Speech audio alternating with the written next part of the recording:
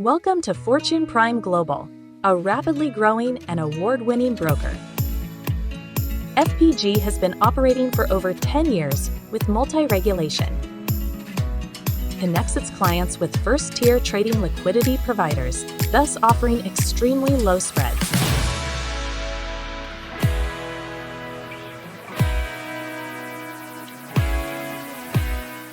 Ladies and gentlemen, thank you very much for joining us.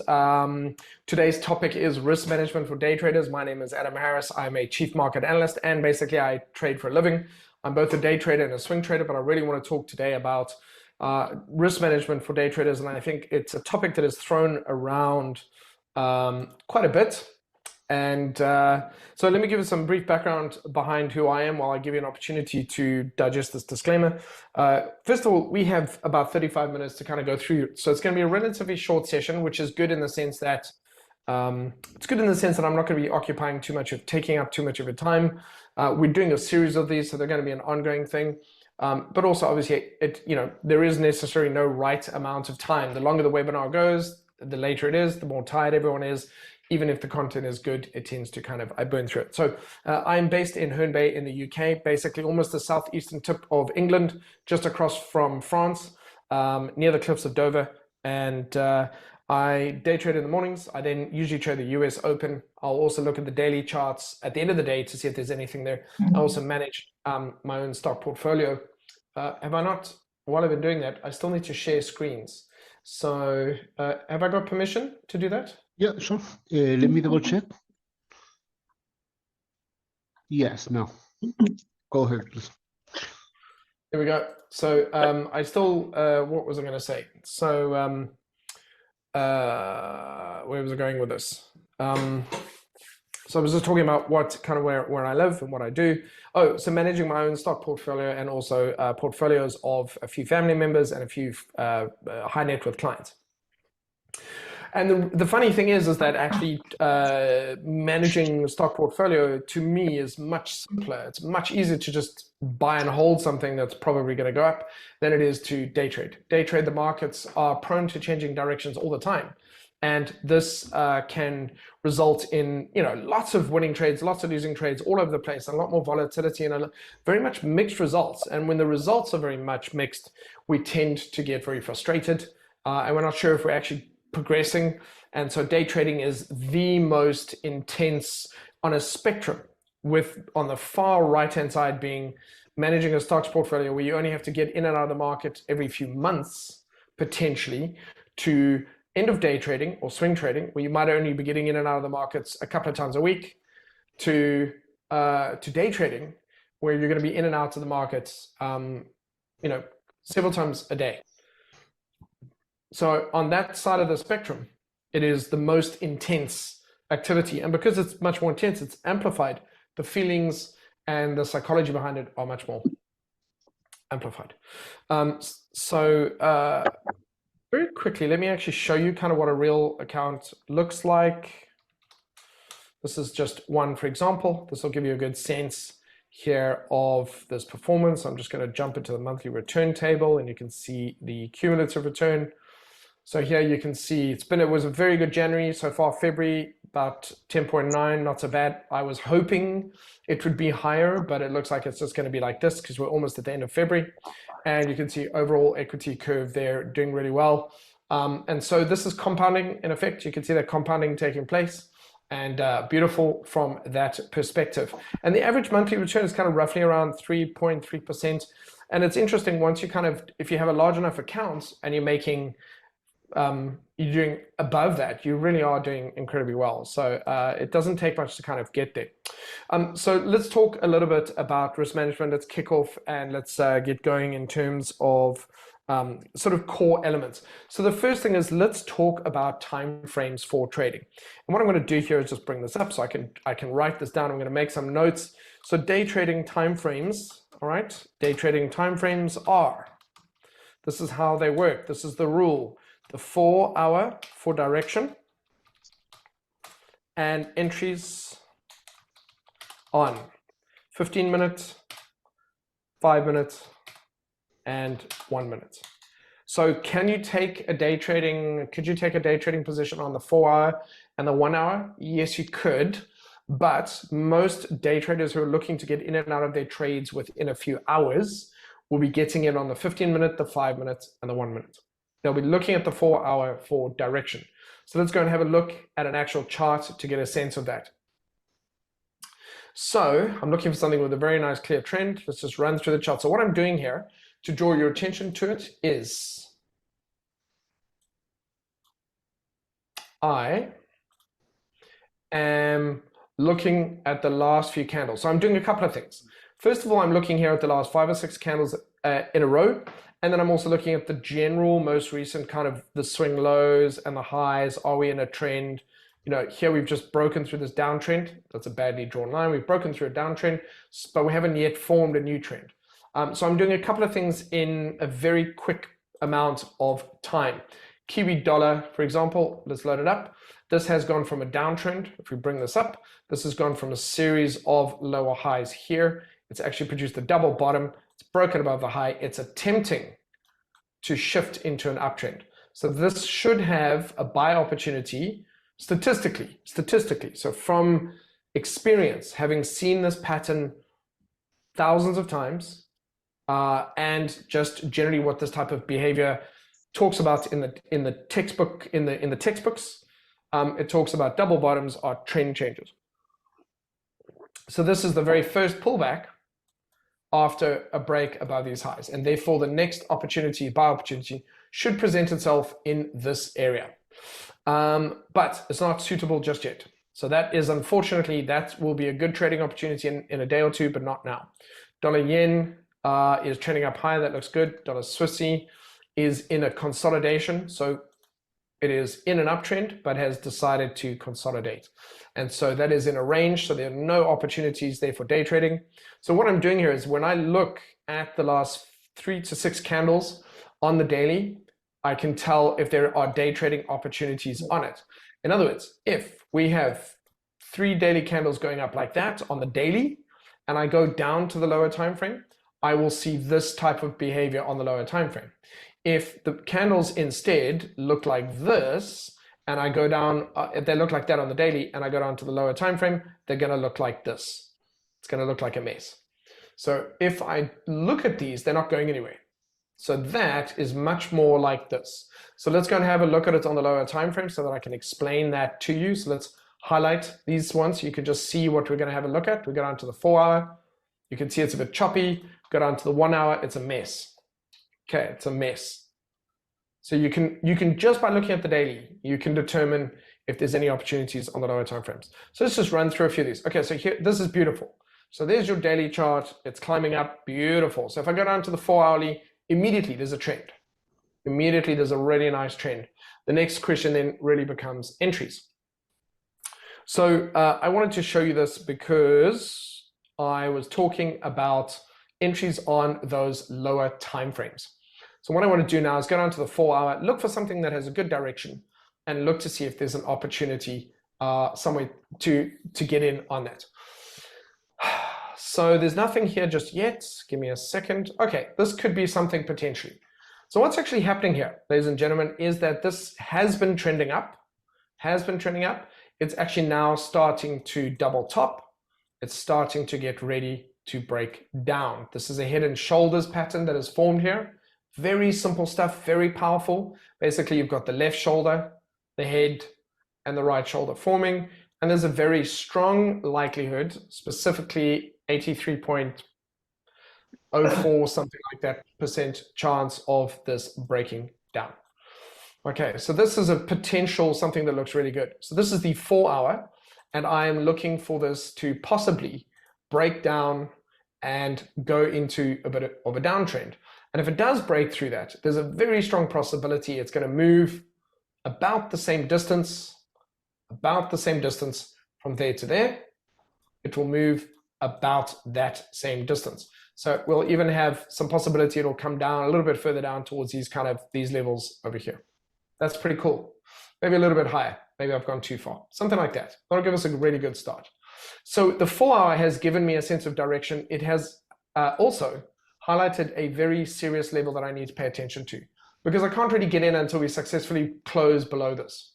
So let's go and have a look at it on the 1 hour time frame. So here we can get a bit more detail on the idea. So what we've done is we've taken the direction from the 4 hour time frame, and as it happens, it's also head and shoulders pattern, which has also given us a sense of what the potential distance is that it can travel. So that's also a little bit of a bonus.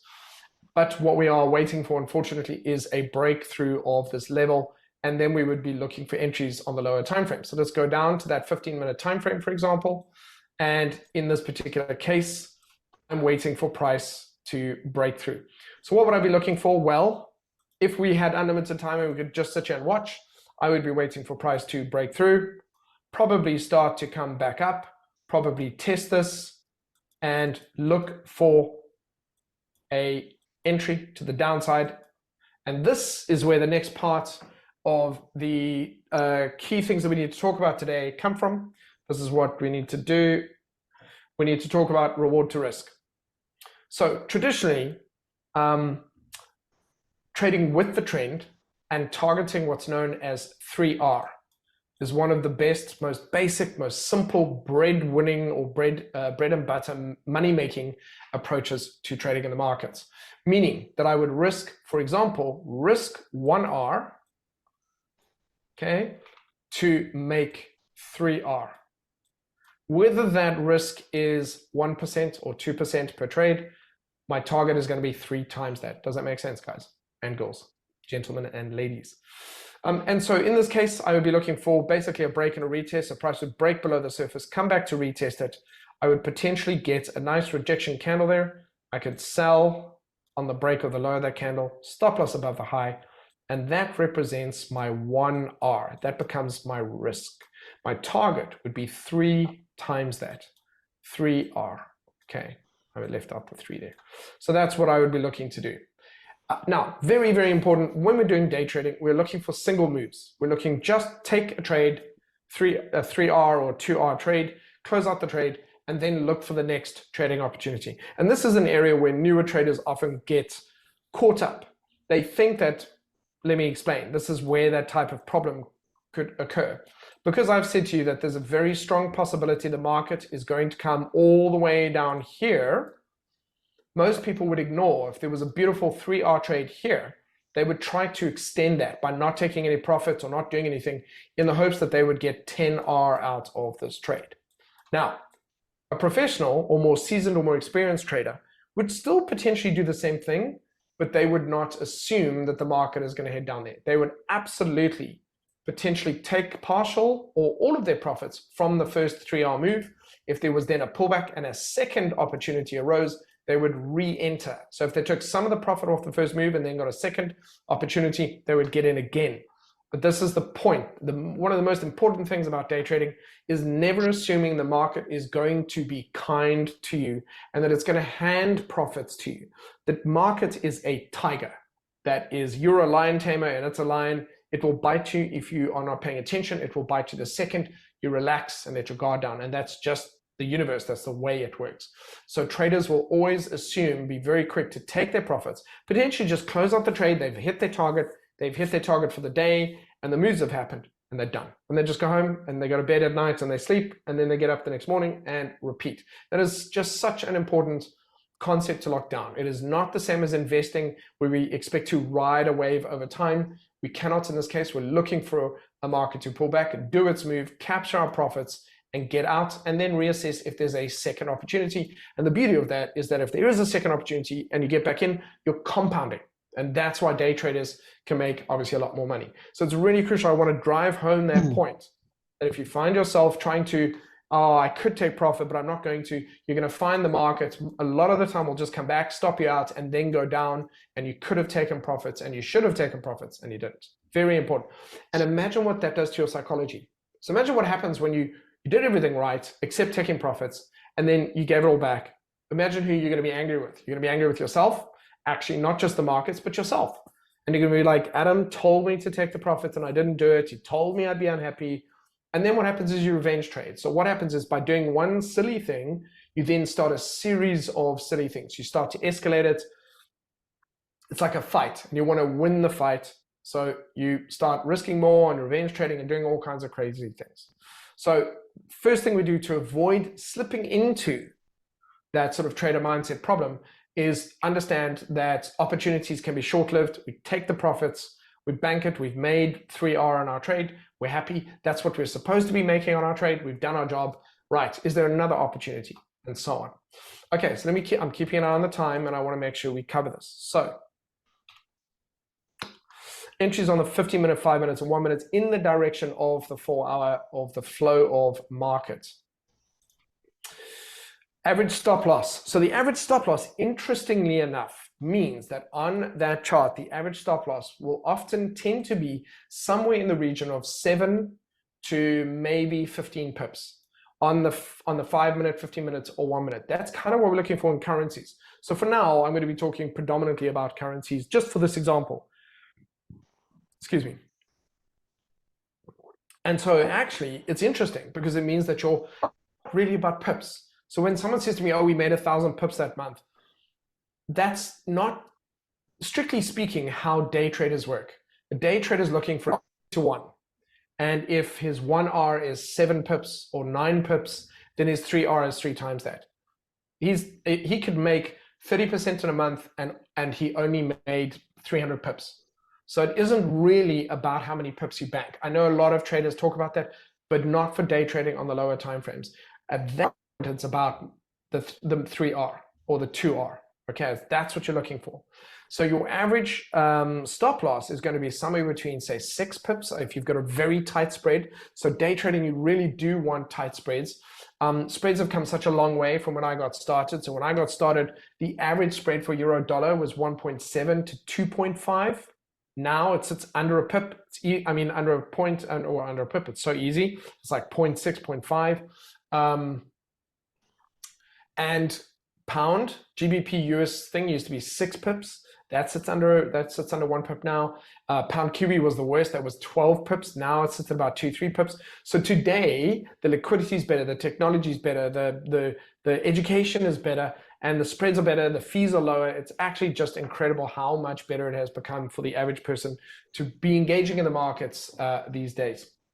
So we want to be aware of that. So the average pip will be quite small, which actually then means that your average profit target, you really want to keep it under 45 pips. So let me explain why.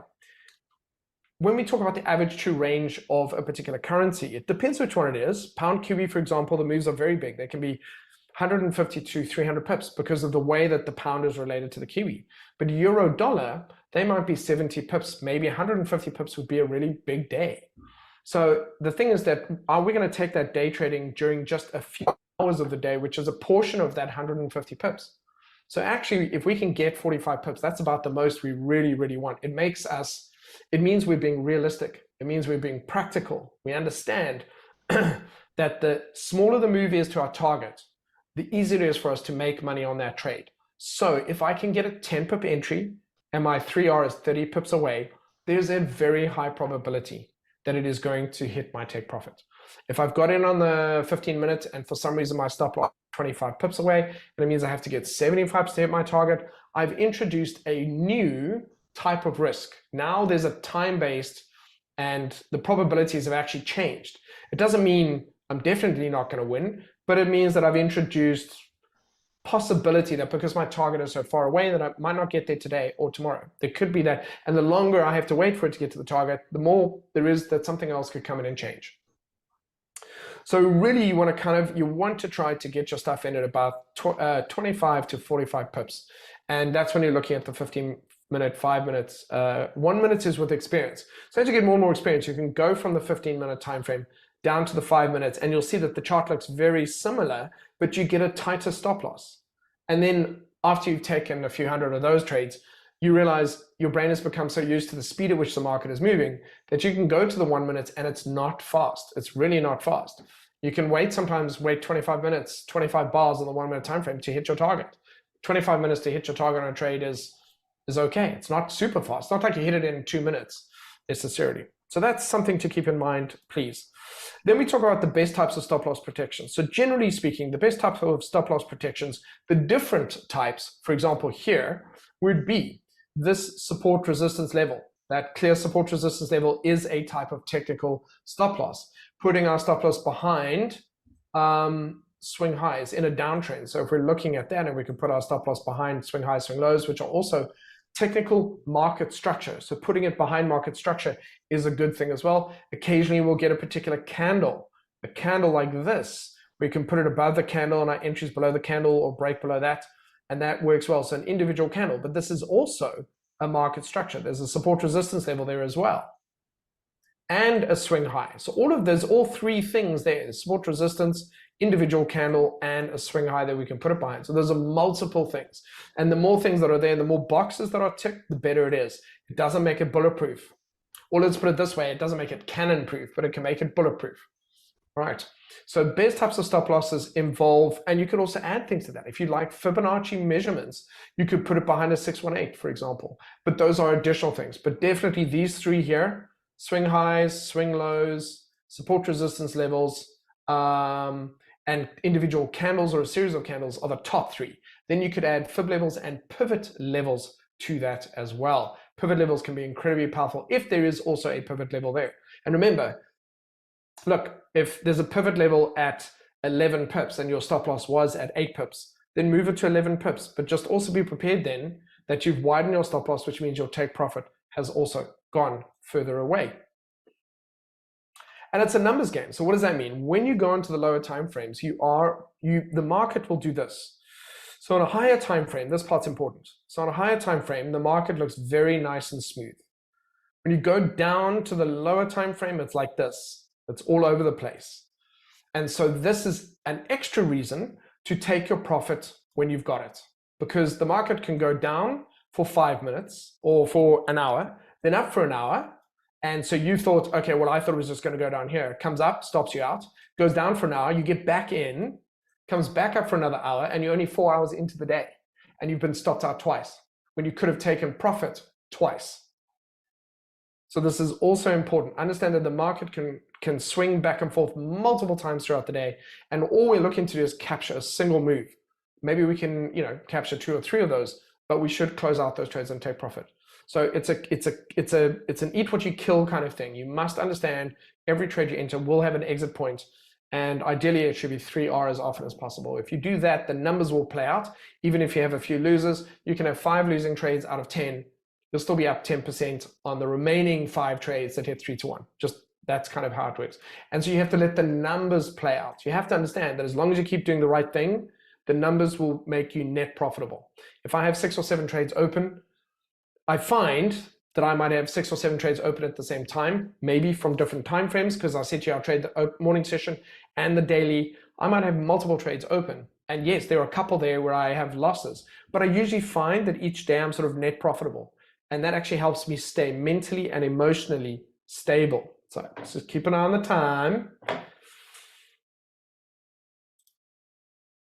So it's a numbers game. So profit ratio is how much profit your winning trades make.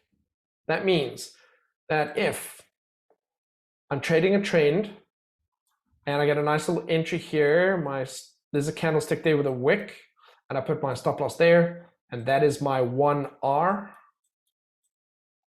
and I go on to make 3R, my profit ratio for this type of approach of trading or this type of strategy is 3R. Okay, that means it has a 60%, that is the profit ratio, that's how much I make, that's 3R. The win ratio is how many trades I win out of 10. So if I win 6 out of 10 on average, and my profit ratio is 3R, you can work out how successful that is. And a lot of traders in Jack Schrager's books and stuff will say, you really only have to have a profit ratio of 50%, which is 5 out of 10 or 50 out of 100, 50%, okay? That's considered very good. And ideally you're taking 3R. And if you're doing that, just rinse, repeat, rinse, repeat, rinse, repeat, you will definitely consistently make profits. And the goal is really to get to a place where you're consistently making profits. So here's the thing. There are 2 types of market conditions: a market that isn't going anywhere, not doing anything, and a market that is going somewhere, going up or going down. So if you are trying to buy or sell on a market that's not going anywhere, If you buy here, the market can go down because no one's in control. The buyers and sellers are just, they're not there. The market's in a coma. And that actually means there's lower volume and fewer buyers and sellers. There's a few people, but not enough to move the market versus these ones where you really are moving the market. So in this situation, whether you buy or sell, you can lose. So know that your win ratio drops right down. So instead of being 6 out of 10, it's 2 out of 10 or 3 out of 10 because there's just no one in control of that market. Your profit ratio, if you trade the range, and if you sell at the top and you target the bottom and you take profit here and your stop loss is here, your profit ratio can be 3R, 4R, 5R on average for your average trade. Okay, but your win ratio is lower. The number of times you win will drop. When you trade with the trend, your win ratio is higher and your profit ratio is higher. When you trade against the trend, meaning reversion to the mean, so when it gets here, you decide to sell here and you target the moving averages or the middle of the Bollinger Band. All right, the problem with that is you have what's known as an inverse reward to risk ratio, and that is you risk 1% to make 0.5%, and your win ratio is terrible. It goes down to like 1 out of 10. So your profit ratio is negative or inverse, and your win ratio is negative, which is why trading against the trend, trading reversion to the mean, is the most destructive, least successful way of trading with the markets. So that's a really, really important thing, and all of that impacts your mindset. So trader mindset is risk management. Let me tell you why that is. We've got some time, we're doing okay. The average person, there's something else I want you to know, is that for most of us, the experiences are actually the same. You get the impression sometimes when they talk about how there's a million different ways of trading the markets, and some people do high risk, high reward, and something about you have to have 20 losing trades, but then you win big, which is much more of a gambling mindset.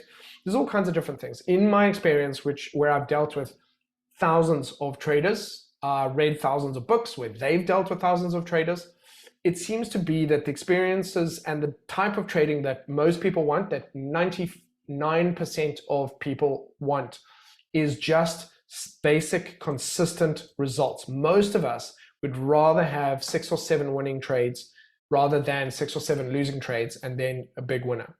Most of us, turns out our temperament for getting punched in the gut with a losing trade is just not worth it for most people after a while. So when you hear about, oh, well, some people are okay with taking 9 losses to get that one big win, that's like 1 in 200 people or 1 in 500 people. It's tiny. It's actually insignificant.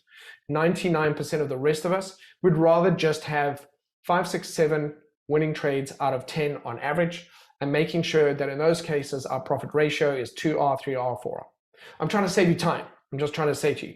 So here's the thing. If we take that into account, if there's 2 different people, Jack and Jill, for example, and Jack has 7 trades, out of every 10 trades he takes, he has 7 winners, and those winners are 3R, so they're nice and big, they're not small, and his losses are always capped at 1%, and they're random, so he has that. Okay, then you talk to Jill, and Jill has 6 losing trades out of 10, and her winning trades are 1R or 2R. So basically what's happening is she's just break even or losing. So out of those 2 traders, who do you think is happier? So I know it sounds like a stupid question, but obviously Jack is going to be happier because he's got more winners and fewer bad experiences, fewer painful experiences. So the number of painful experiences we have is a factor. How many we have them, how often we experience them is a factor. How big they are, is it a 1% loss, a 2% loss, a 3% loss, is our risk. They're both risk management, and it's our trader mindset. So let me slow down and repeat that, because this is the most important part. So how we feel and how we behave. So if you are unhappy, if you're grumpy or angry, do you think you're more likely to revenge trade if you had a small loss? Or do you think you're more likely to revenge trade if you had a big loss? Do you think you're more likely to move your stop loss if your trade is actually a very large amount, if you've risked too much and you don't want to close out that trade at a loss? Do you think you're more likely to interfere with your stop loss?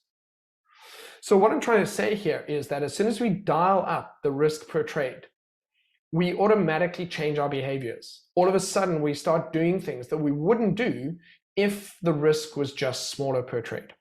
And we mess with the numbers because we keep changing the amount per trade, and probabilities play out randomly, meaning we dial up our risk on a trade that just happens to be a losing trade. And then on top of that, then we do something stupid, which guarantees another losing trade. We revenge trade or do something. Meanwhile, maybe if we hadn't done something and we'd taken a bit of a breather and come back, the next trade would have been a winning trade. So the amount we risk tends to trigger certain behaviors, which never make things better for us. They just never do. They've never worked for anyone. So and our trader mindset is attached to how much we risk. So the two are very much integrated. So that means to land this plane, as the expression goes, if I had to take 10 trades, or if you take your next 10 trades and you risked 1 penny on each of those 10 trades, and the focus of that process was to just pick good trades. So in other words, what you're doing is you're forcing yourself to not care about the money. You're forcing yourself to focus on the quality of the trades. If I said to you 1 penny per trade or 1 cent per trade, but your trades, try and make them more winning trades. Try not to lose any of that money if you can. Your focus shifts from the money to the quality of the trade setup. So maybe now you start trading with the trend instead of against it. Maybe you make sure price isn't too overextended. Maybe you don't trade the news.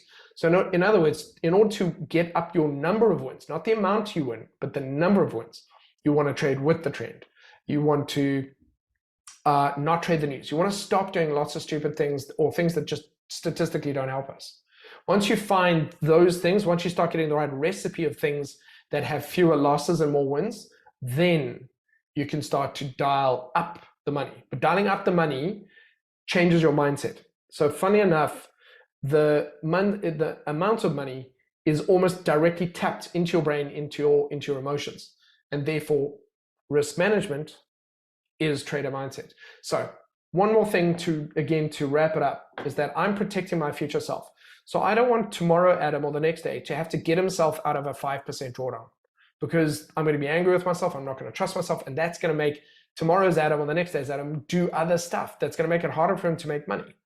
So the best way for me to protect him is to make sure that Adam now sticks by certain rules. Doesn't risk more than 1% per trade, make sure I take profit, all these different things that you have to do. And I've learned it. Okay, so I'm just keeping an eye on time. How much time do we have? We have 5 minutes left, guys. So that's really what I want you to think about. You are protecting your future self. You're making sure that your future self doesn't have to wake up in a situation that you got them into. And because that journey never ends well. Now that's a process. You're going to have bad days and good days. You're going to slip a bit. You are going to revenge trade a bit more. But the goal is to become a better trader every single day. And actually it gets easier. But it's hardest in the beginning, because to pull yourself back from that cliff where you want to revenge trade or do something crazy is very hard. And the more the first time you resist doing it, it gets easier the second time you do it, and so on and so forth. So these are really, those are kind of the core things that I want you to understand, is how they really are the same thing. So when you hear somebody else talking about risk management, it doesn't really mean anything if you don't know if you don't have a fixed strategy. So to sum up what I've spoken about tonight, I've said if you're going to be day trading, you're going to be looking at the 1 minute, 5 minute, 15 minutes. For entries, usually you're going to have a stop loss that's going to be somewhere between 5, maybe ideally maximum 15 pips, which means your target's going to be under 45 pips, which makes sense because now your target is realistic. It also means you've got certain places to put your stop loss, and I've said you've got to be taking profits. You want to basically be closing out your trades each day, looking for fresh stuff. The next day you start fresh. I've spoken about different types of stop loss protections. I've spoken about how your profit ratio and your win ratio, how much you make when you win and how often you win. Those are two different things. And also I've spoken to you about the idea of how much you risk per trade, and how trader mindset and risk management are really actually just kind of the same thing. So everybody's risk management plan is basically when they get to a place where they realize how much risk they personally are comfortable taking. There's times where I just trim trades, where I go to bed and maybe I've got enough offsides that I'm not happy about it. So I close out a portion of that, and I've like half of it, because I know I can make it up in the future.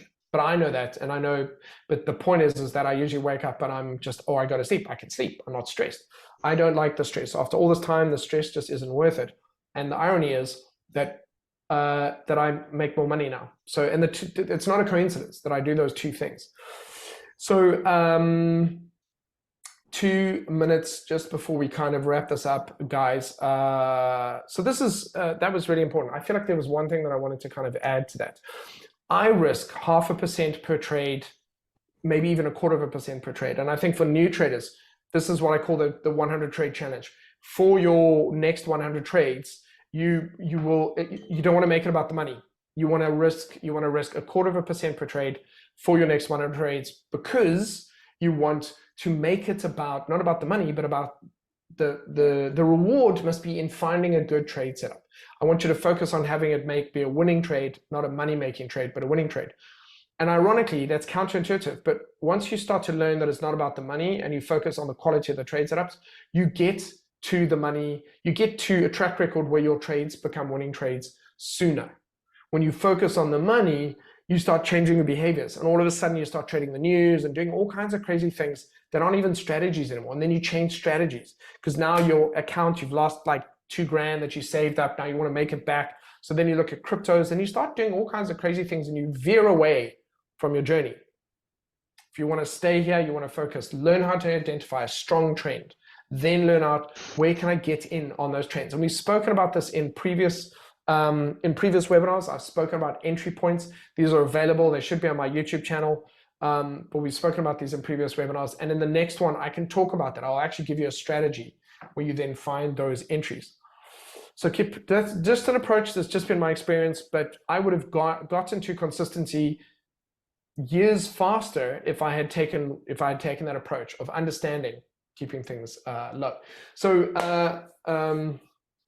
mi amigo, we are now at, and I was going to say, mi amigos, we are now at the we're at the end in the last minute. It's going to close out on us very soon. I want to say thank you very much, and I want to remind you to register and join me for the last one where we're going to talk about taking advantage of trading opportunities in March.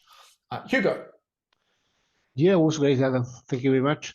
So yeah, risk management, as everybody knows, is the harder part for traders. You can get so much knowledge, spend hours, years, doing trading. So you are already used to watch charts, so you know the entries, you know everything.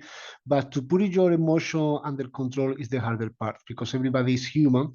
It's very easy to get in emotional trading, no?